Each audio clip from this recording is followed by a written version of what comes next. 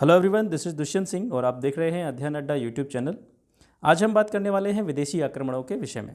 इससे पिछली क्लास में हमने डिस्कस किया था द्वितीय नगरीय क्रांति, महाजनपद काल एवं मगध के उत्कर्ष के विषय में। तो चलिए स्टार्ट करते हैं आज की क्लास और बात करते हैं विदेशी आक्रमणों के विषय में।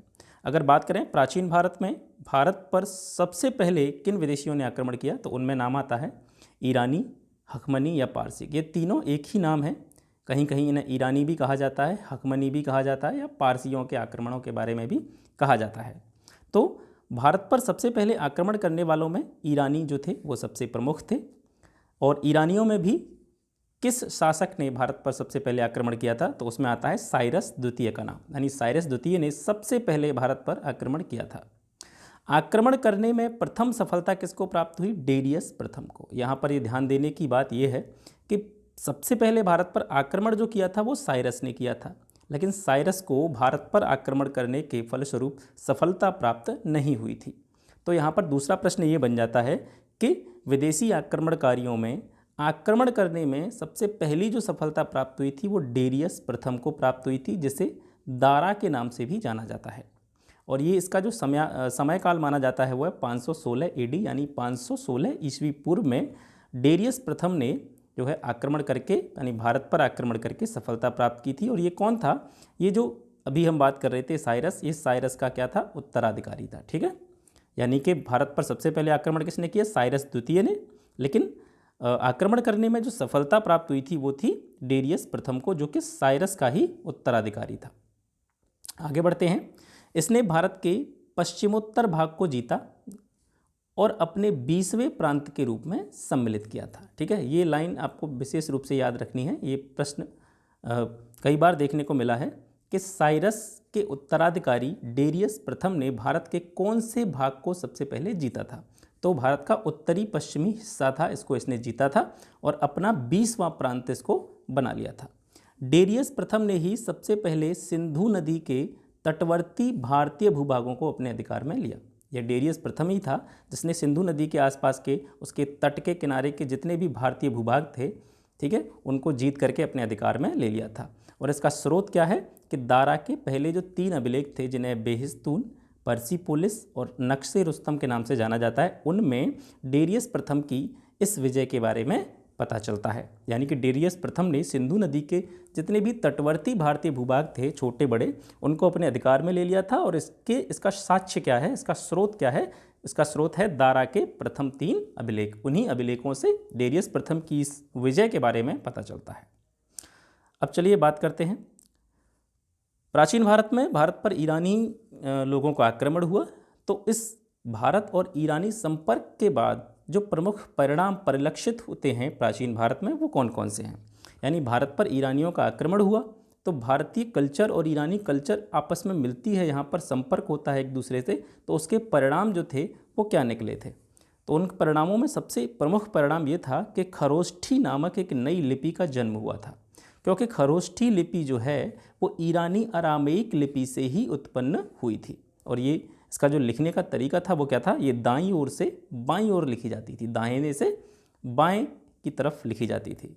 ठीक है, यहाँ से भी आप समझ सकते हैं कि प्रश्न यहाँ से बन सकता है कि खरोष्ठी लिपि किस लिपि से उत्पन्न हुई है? तो ये ईरानी अरामेइक लिपि से उत्पन्न हुई है। ठीक है, और ये एक प्रमुख परिणाम रहा है भारत और ईरान के संपर्क का, यानी भारत और ईरान के संपर्क के फलस्वरूप ही खरोष्ठी नामक नई लिपि का जन्म हुआ। अशोक द्वारा स्तंभों एवं शिलाओं पर खुदवाई गई घोषणाएं तथा इन स्तंभों के शीर्ष घंटे के आकार का होना ईरानी हखमनों सम्राटों के प्रतिरूप या नकल पर आधारित थे। कालांतर में जब अशोक का शासन आता है और अशोक ने अपने शिलालेख खुदवाए थे, स्तंभ बनवाए थे, ठीक है, उन पर जो घोषणाएं खुदवाई गई थीं इनके स्तंभों और शिलाओं पर, तो इनका जो स्तंभ बनाया जाता था उनका शीर्ष एक घंटे के आकार में बना दिया जाता था। इससे पहले इस कला का विकास भारत में नहीं था, लेकिन ईरानियों के संपर्क के फलस्वरूप या ईरानियों के आक्रमण के फलस्वरूप भारत में इस कला का प्रादुर्भाव हुआ। तो ये कहाँ पर देखने को मिलता है? ये अशोक के स्तंभों में देखने को मिलता है, क्योंकि स्तंभों की जो ऊपरी आकृति है वो घंटे के आकार की बनी होना कहीं न कहीं ईरानी हकमनी सम्राटों की नकल पर आधारित होना माना जाता है। आगे बढ़ते हैं। भारत और ईरान के संबंध के कारण ही यहाँ पर क्या हुआ, ईरानी मुद्रा का प्रचलन होता है। ठीक है, ईरानी या फारसी स्वर्ण मुद्रा को क्या कहा जाता था, डेरिक कहा जाता था।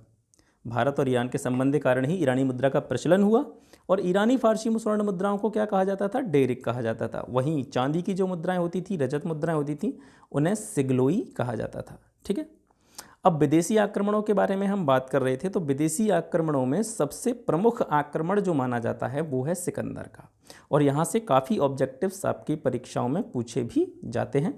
तो चलिए पहले जानते हैं थोड़ा सा सिकंदर के जीवन के बारे में, उसके बाद में जानेंगे कि सिकंदर के भारत पर आक्रमण के कारण क्या थे, क्यों भारत पर उसने आक्रमण किया था, किस किस शासक ने उसकी सहायता की थी यहाँ पर भारत पर आक्रमण में, और जब वो वापस लौटा था तो उसकी मृत्यु कहाँ पर हुई थी, और सिकंदर के भारत पर आक्रमण के कौन कौन से प्रमुख परिणाम देखने को मिले थे। वन बाय वन सभी टॉपिक्स पर चर्चा करते हैं और सबसे पहले जानते हैं सिकंदर के बारे में। तो जो सिकंदर था वो मकदूनिया या मैसिडोनिया, ठीक है, मकदूनिया बोल लीजिए या इसको मैसिडोनिया बोल सकते हैं, तो मकदूनिया या मैसिडोनिया प्रांत के शासक फिलिप द्वितीय का पुत्र होता। ठीक है, तो सिकंदर किसका पुत्र था, फिलिप द्वितीय का पुत्र था, और फिलिप द्वितीय कहाँ के शासक थे, मकदूनिया या मैसिडोनिया के।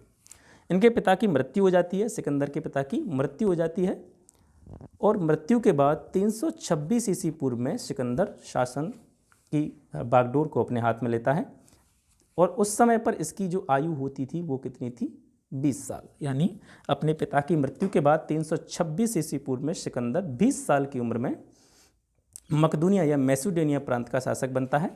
सिकंदर के गुरु थे अरस्तु। ठीक है, भारत पर सिकंदर के आक्रमण के कारण क्या थे, हेरोडोटस आप जानते ही हैं, इतिहास के पिता के रूप में इनको जाना जाता है, एवं अन्य यूनानी लेखक या इतिहासकार, उन्होंने क्या किया था कि उस समय पर हेरोडोटस रहा या फिर अन्य यूनानी लेखक थे, उन्होंने भारत के विषय में कुछ बड़ा चढ़ाकर वर्णन किया। और किस तरह का वर्णन किया कि भारत एक अपार संपत्ति वाला देश है, भारत में बहुत सारी धन संपदा है, बहुत सारा सोना चांदी है। तो जब ये लेख लिखे गए और इनके बारे में जब यूनानियों को पता चला, यानी सिकंदर को जब इस चीज़ के बारे में पता चला कि भारत में बहुत सारी धन संपदा है और काफ़ी संपत्ति वाला देश है, तो कहीं ना कहीं उसका दिमाग जो है भारत की संपदा या भारत के धन की ओर आकर्षित हुआ। और इसके आक्रमण का जो मुख्य कारण था वो न कि साम्राज्य विस्तार, केवल धन प्राप्ति की इच्छा थी। यानी भारत पर सिकंदर ने जो आक्रमण किया था वो अपना साम्राज्य विस्तार करने के लिए नहीं किया था, वरन उसकी जो प्रमुख मोटिव था, उसका जो मेन मोटिव था भारत पर आक्रमण करने का, वो था धन प्राप्ति की लालसा। भारत आने का मार्ग, सिकंदर किस मार्ग से होकर के भारत आया था, सिकंदर खैबर धर्रे से होकर के भारत आया था, और उसका पहला आक्रमण जो हुआ था वो तक्षशिला के राजा आम्भी एवं पोरस के विरुद्ध था। सबसे पहला आक्रमण किसके विरुद्ध था, तक्षशिला के राजा आम्भी के विरुद्ध था।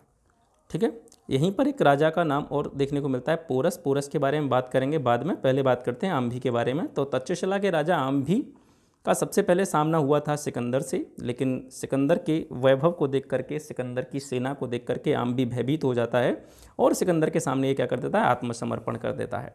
वहीं अगर बात करें कि भारत पर आक्रमण करने में सिकंदर की सहायता किसने की थी, तो वहाँ भी आम्भी का ही नाम आता है। आम्भी ने समर्पण कर दिया था एवं उस समय के तत्कालीन साम्राज्य जो थे या पोरस का जो राज्य था उसके विरुद्ध इसने सिकंदर की सहायता की थी, और या कहीं ना कहीं कह सकते हैं इसने विभीषण का काम किया था।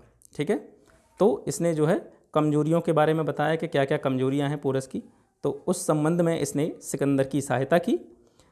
इनका राज्य जो पड़ता था वो झेलम और चिनाब नदी के बीच में पड़ता था। ठीक है, आम्भी ने आत्मसमर्पण कर दिया था। जैसा कि मैं आपको बता चुका हूँ कि आम्भी ने आत्मसमर्पण करने के बाद सिकंदर की भारत पर आक्रमण करने में सहायता भी की थी। अब सिकंदर के संबंध में या सिकंदर के युद्धों के संबंध में सबसे प्रमुख युद्ध जो कई बार परीक्षाओं में पूछा गया है वो है हाइडेस्पीज का युद्ध।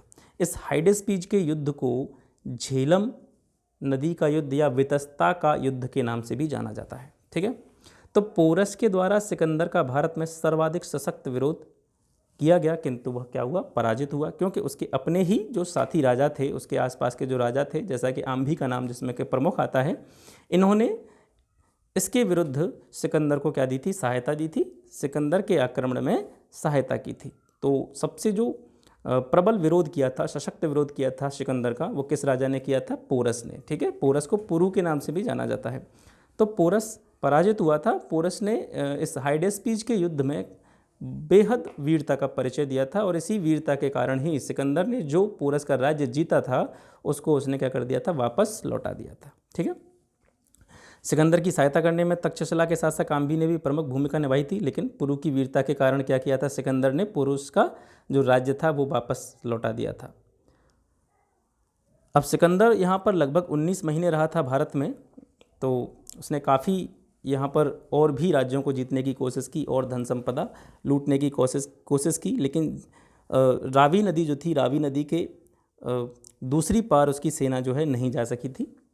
तो क्या हुआ था? उसकी सेनाओं ने हार मान ली कि वो व्यास नदी को पार नहीं कर सकते हैं, यानी व्यास नदी को पार करके भारत के में एंटर नहीं कर पाएंगे। तो क्या किया था? उन्होंने मना कर दिया था। तो उसके फलस्वरूप उसे यानी सिकंदर को अपनी सेना लेके वापस लौटना पड़ा था। वापस लौटते समय अनेक गणराज्यों ने सिकंदर का विरोध किया था और अनेक गणराज्यों के साथ में सिकंदर का युद्ध भी हुआ था, जिसमें वो क्या हो गया? घायल हो गया था। ठीक है, अच्छा, सबसे प्रबल विरोध जो किया था वापस लौटने में सिकंदर का, वो किया था मालवा एवं क्षुद्रक गणों के संघ ने। ठीक है, मालवा राज्य ने एवं क्षुद्रक गणों के जो संघ हुआ करते थे, संगठन हुआ करते थे, उन्होंने वापस लौटते समय सिकंदर का सबसे प्रबल विरोध किया था। लेकिन सिकंदर ने इनको भी पराजित किया था, लेकिन क्या हुआ था? इस युद्ध में वह घायल हो गया। इसके बाद में सिंधु नदी के मुहाने पर पहुंचकर उसने क्या किया? अपना सेना जो थी उसको 2 भागों में बांट दिया। एक जो भाग था वो था न्यारकस के अंडर में, न्यारकस इसका सेनापति था। न्यारकस के साथ में उसकी जो भी नौसेना बोल सकते हैं या जहाजी बेड़ा बोल सकते हैं, उसको इसने समुद्री रास्ते से वापस रवाना कर दिया अपने देश की तरफ, और ख़ुद जो था वो समुद्री रास्ते से न जा कर के जो मकरान का तट है उसके किनारे किनारे स्थल मार्ग से ही अपने देश के लिए रवाना हो गया। यानी 2 भागों में सेना को बांट दिया। एक भाग समुद्री रास्ते से न्यारकस के अंडर में रवाना हो गया और स्वयं एक भाग के साथ में मकरान तट के किनारे किनारे स्थल मार्ग से अपने देश के लिए रवाना हो गया। तो अपने देश लौटते समय 323 ईसी पूर्व में बेबीलोन, जो कि मिस्र में पड़ता है, बेबीलोन नामक जगह पर सिकंदर की मृत्यु हो जाती है। ठीक है, ये हो गया सिकंदर के बारे में। अब सिकंदर के द्वारा भारत में कौन कौन से क्षेत्रों को विजित किया गया था या कौन कौन से क्षेत्र थे जिन्हें सिकंदर ने जीता था? तो सिकंदर के द्वारा संपूर्ण विजित क्षेत्र को कुल 4 भागों में बांट सकते हैं। ठीक है, और इन 4 भागों का शासन भी उसने, क्योंकि सिकंदर तो यहाँ पर रहा नहीं था, सिकंदर यहाँ से लौट गया था, लेकिन अपना संपूर्ण साम्राज्य जो यहाँ पे था उसका, जिसको उसने जीता था, उसको उसने 4 शासकों को सौंप दिया था। तो क्षेत्र कौन कौन से थे? पहला क्षेत्र था सिंधु के उत्तरी एवं पश्चिमी भाग को, इसका शासन इन्होंने फिलिप के हाथों में दे दिया था। दूसरा था सिंधु व झेलम के बीच का जो भूभाग पड़ता था, इसको इसने आम्भी को दे दिया था। झेलम नदी के पूर्वी भाग से व्यास नदी तक का जो क्षेत्र था उसको पोरस को दे दिया गया था। ठीक है, पोरस के अंडर में कर दिया गया था। और सिंधु नदी का जो सबसे निचला भाग था वो इसने पिथोन को समर्पित कर दिया था। ठीक है, तो इन 4 भागों में बांटा जा सकता है सिकंदर द्वारा विजित क्षेत्र को, और किस किस को सिकंदर ने शासन सौंपा था इन जगहों का, उनके नाम आपको दिख रहे हैं। आप चाहें तो इसके नोट्स बना सकते हैं। अगर PDF अगर आपको चाहिए इस वीडियो की, ये मैं क्योंकि अच्छा वीडियो डालने में थोड़ा सा समय इसलिए हो जाता है क्योंकि मैं खुद 2-3 जो भी रेफरेंस बुक हैं उनका पूरे सार लेकर के इन नोट्स को तैयार करता हूँ। तो अगर आपको ये PDF चाहिए तो आप कमेंट करके बता सकते हैं, और आप जिस भी विषय से संबंधित नोट्स चाहते हैं वो आप मुझे कमेंट करके बताएं। जैसे कि वर्ल्ड ज्योग्राफी भी स्टार्ट कर दी गई है, वर्ल्ड ज्योग्राफी का पहला लेक्चर आपको कल मिल जाएगा। ऐसे भी जनरल स्टडी के जितने भी सब्जेक्ट हैं, अगर आपको किसी सब्जेक्ट से समस्या है या आपको नोट्स बनाने में दिक्कत हो रही है या आपको ये जानना है कि नोट्स किस तरीके से बनाए जाएं, कहाँ से बनाए जाएं, तो आप बेहिचक होकर के कमेंट में पूछ सकते हैं। ठीक है, अब यहाँ से भी प्रश्न बनता है कि सिकंदर के द्वारा जो बसाए गए नगर थे वो कौन कौन से थे? तो सिकंदर ने यहाँ पे 2 नगर बसाए थे। एक का नाम था बुकाफेला, दूसरे का नाम था निकैया, जिसे विजयनगर के नाम से भी जाना जाता है। ठीक है, बुकाफेला जो था इसने अपने घोड़े की याद में बनवाया था, और दूसरा जो निकैया नामक नगर था इसने इसे बनवाया था या इसकी स्थापना इसने की थी पोरस पर जीत की खुशी में या पोरस की जीत की स्मृति में। जब इसने पोरस को हराया था तो उसी जीत के यादगार में इसने निकैया नामक नगर को बसाया था। भारतीय भूभाग पर सिकंदर की अंतिम विजय पाटल राज्य के विरुद्ध थी। सिकंदर के आक्रमण के प्रभाव जो थे या परिणाम जो थे भारत में कौन कौन से पड़े उनके बारे में जानते हैं। तो यूनानी प्रभाव से भारत में एक शैली का विकास हुआ जिसे हम गांधार शैली कहते हैं, और यहाँ से गांधार शैली से भी प्रश्न पूछा जाता रहा है कि गांधार शैली किन किन कलाओं का मिश्रण है। तो ये भारतीय और यूनानी कलाओं का मिश्रण से जो है निर्माण हुआ है गांधार शैली का। ठीक है। भारत और यूनान के बीच विभिन्न क्षेत्रों में संपर्क हुए, जैसे कि सबसे प्रमुख संपर्क थे व्यापारिक संपर्क। ठीक है। भारत और यूनान के बीच में व्यापारिक संपर्कों में बढ़ोतरी होती है। सिकंदर के इतिहासकारों द्वारा निर्णित सिकंदर के भारत पर आक्रमण की तिथि से, यानी कि जिस तिथि को या जिस समय काल में सिकंदर ने भारत पर आक्रमण किया था, वहाँ से आगे तक का जो इतिहास है, उसकी जो घटनाएं हैं, सिकंदर के जितने भी इतिहासकार थे उन्होंने उसका बड़ा अच्छा वर्णन किया है, जिससे क्या होता है कि हमको जो इतिहास है, प्राचीन भारत का इतिहास है, उसको समझने में और उसका कालक्रम निर्धारण करने में हमें सहायता मिलती है। पश्चिमी भारत के छोटे छोटे राज्यों को नष्ट करके सिकंदर के आक्रमण ने इस क्षेत्र में मौर्य साम्राज्य के विस्तार के द्वार खोल दिए थे। ठीक है। क्योंकि इसके बाद में आप पढ़ेंगे मौर्य साम्राज्य के बारे में या मौर्य युग के बारे में। तो सिकंदर के आक्रमण का प्रभाव एक ये भी महत्वपूर्ण प्रभाव था कि यहाँ के जो छोटे छोटे राज्य हुआ करते थे पश्चिम उत्तर भारत के, उन भागों को सिकंदर ने हरा दिया था या जीत लिया था या उनको नष्ट कर दिया था। तो क्या होता है कि इससे कहीं ना कहीं मौर्य साम्राज्य के विस्तार को एक दिशा मिली और चंद्रगुप्त मौर्य के लिए अपना साम्राज्य स्थापित करने के लिए यहाँ से कहीं ना कहीं एक हेल्प मिलती है, क्योंकि जो छोटे छोटे राज्य फैले हुए थे उनको सिकंदर ने हरा दिया था या नष्ट कर दिया था। ठीक है। तो ये होगी आज की क्लास, और इससे आगे की क्लास में हम बात करेंगे मौर्य युग के बारे में। और आशा करता हूँ आपको ये क्लास अच्छी लगी होगी। अगर आपको क्लास पसंद आती है तो वीडियो को लाइक करें और अपने फ्रेंड्स के साथ शेयर करें। यहाँ पर मैं आपको सिर्फ फैक्ट ही नहीं बल्कि बिल्कुल इसकी जो भी चैप्टर हम तैयार कर रहे हैं, जो भी चैप्टर हम पढ़ रहे हैं, उसको एक वस्तुपरक स्थिति के हिसाब से उसको एक ऑर्डर में सजाने का कार्य मैं कर रहा हूँ, और आशा करता हूँ ये आपके लिए काफ़ी हेल्पफुल भी रहेगा।